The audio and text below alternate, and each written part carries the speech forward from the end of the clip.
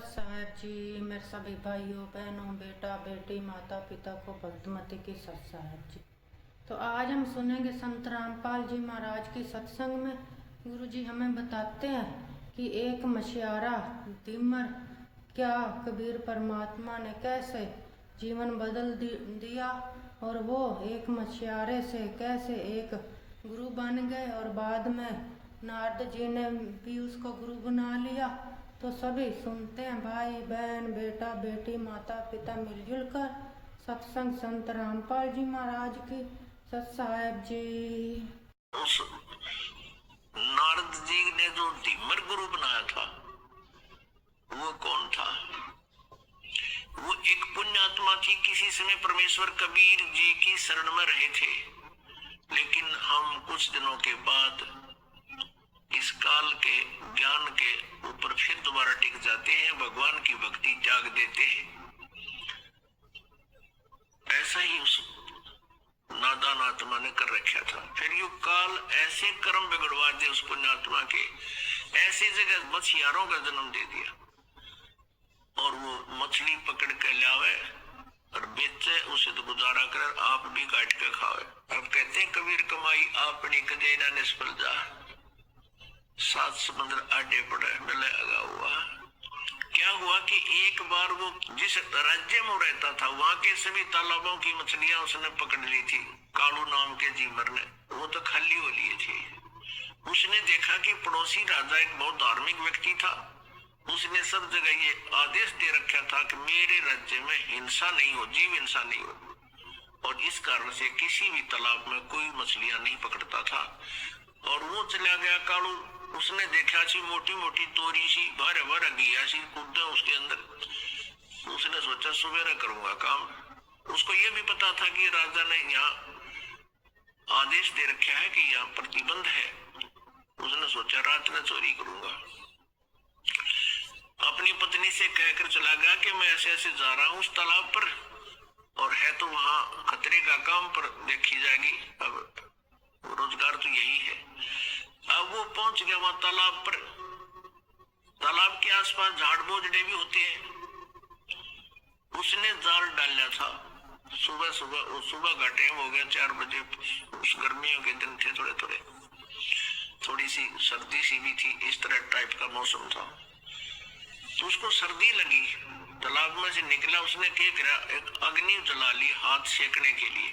अग्नि जलाई, लकड़ तोड़कर हाथ उठ सेके। और पहले तो उसने देखा कि कोई होगा तो यहाँ आ जाएगा, आग जला लेता हूँ। उसने आग जला दी, देखा कोई नहीं आया। कोई पहरेदार होगा तो होगा भी, कैसे है, बातचीत पूछा, कह धुआं विरा चलता हूँ, ठंड लग रही है थोड़ी, हाथ सेको। थोड़ी थोड़ी सर्दी सी थी। कोई नहीं आया तो उसने जाल डाली थी। उधर से उसी नगरी का राजा, उस क्षेत्र का राजा हाथी पर सवार हो गए और उसी के साथ साथ से रास्ता सा दूसरे शहर में जा रहा था। और एकदम मोड़ मुड़ता था। उस मोड़ के मुड़ते ही राजा का पूरा काफिला एकदम बाहर आया और उसकी नजर पड़ी। वो सारा ही 4 किले का फैसला था मोड़ का। एकदम घबरा गया वो कालू जी मर कि वे तो बात बिगड़ेगी, राजा आ गया, राज तेरी सजाए मौत होगी। मैंने कानून तोड़ दिया। वो डर गया। उसने क्या कर रखा था, एक लंगोट पहन रखा था शरीर पे, बस पानी में बढ़ने की तैयारी थी। तो उसने, और ऊपर बड़े बड़े बाल थे, दाढ़ी थी। उसने और कोई बात ना सोची बचाओ की। जो राख लकड़ी जला रखी थी वो राख थी। उस राख को सारे शरीर पर, मुंह पर सारे ला के, और वहीं बैठ गया। वो धुआं सा बना हुआ था, थोड़ी थोड़ी आग सलग रही थी। साधु रूप बना के बैठ गए। वो राजा था धार्मिक। उसने देखा महात्मा बैठा है, वहीं काफिला रखवा लिया। अगर रोको, हाथी से नीचे उतारो, अंबारी वो लगा दी पड़ी थी, वो नीचे उतार दिया। और वो आंखें खोल के देखा कि ले भाई मर गया, आज तो आधी आधी खोल कर फिर बंद कर ले, आज मर गया, वो तो आ गया तेरी तरफ। उन्होंने सोचा और कोई चारा भी नहीं है, अगर बच गया तो इससे मुद्रा में बच गया। राजा ने आवाज लगाई, प्रणाम किया, राम राम बोलिया। वो कड़ा बोला बोलते पिछले पहचाना जा कति मौन धारण कर गया। अब राजा ने सोची वे साधु संत अपनी भक्ति करते हैं, वो गड़ा छेड़ा छड़ी नहीं करनी चाहिए। 5 असरफी सोने की असरफी होती थी अच्छी 10-10 ग्राम की, और वो 5 असरफी वहां पूजा रूप में उसके चरणों के पास रख दी। राजा थोड़ी देर बैठा, प्रणाम करके चल पड़ा। उधर से उसके डरते की, क्योंकि पिछले संस्कार अच्छे थे, उसका उस समाधिस्थ हो गया और ऊपर स्वप्न सा देख रहा है। उधर से उसकी पत्नी को चिंता हुई कि आया नहीं, दिन के 10 बज गए। वो चली करते जिस सरोवर का वो कह के गया था वही जाकर देखा तो क्या कर रहा है, साधु बना बैठा। और उसकी पत्नी ने पहले तो उसको आवाज लगाई कि तू मर रहे गाड़ा की तू बैठा है, चल जल्दी करने, कोई आ गया यहाँ आ गया तुझे पकड़ लेगा। हो ना उठिया तो उसके एक मारा कड़मड़ थप्पड़, ये खड़ा हो ले तो उसने नो कहा मैं तो आज आया था जी, आज आया था जी। उसने सोचा ये राजा के सर्वेंट आगे की नो कहा जी मैं तो आज पहली बार आया था।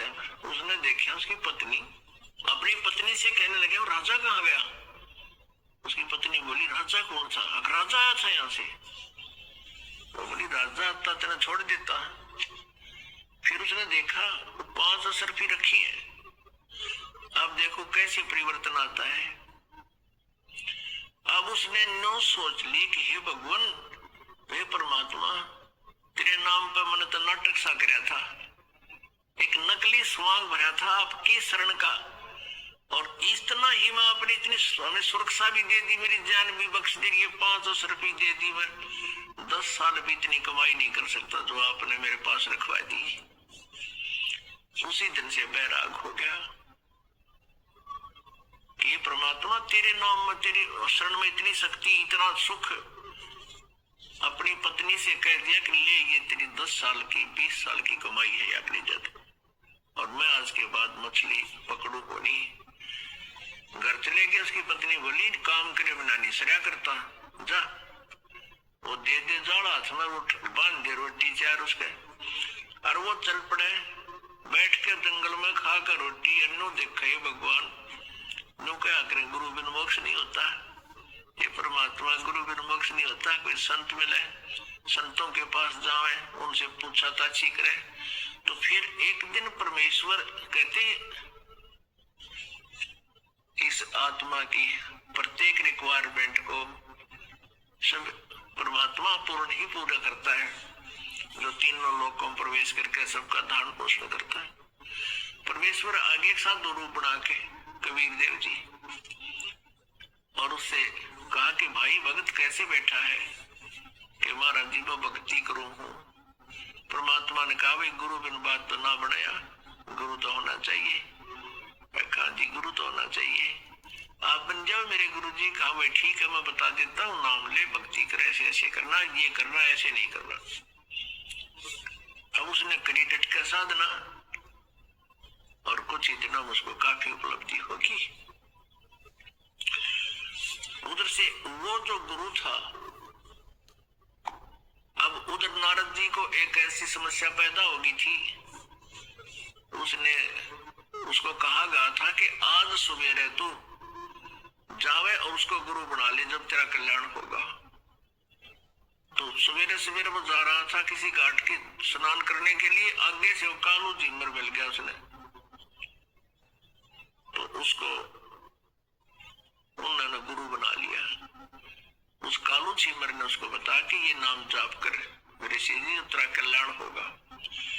अब कहने का भाव ये है पुणात्मा, हम ये सोचा करते थे कि कालू जो था एक सिंपल सा साधारण आदमी, एक मछियारा था, और उसको नारद जी ने गुरु बना लिया तो उसका उस सत्र का कल्याण हो गया। अब उस समय वो कालू झीमर नहीं था, उसने सारी बुराई छोड़ दी थी, वो संत बन गया था। लेकिन हम फिर भी वो फीत उतारते नहीं उसको फिर भी धीमर कहा करते थे, झीमर कहा करते, जबकि वो परम संत हो गए थे।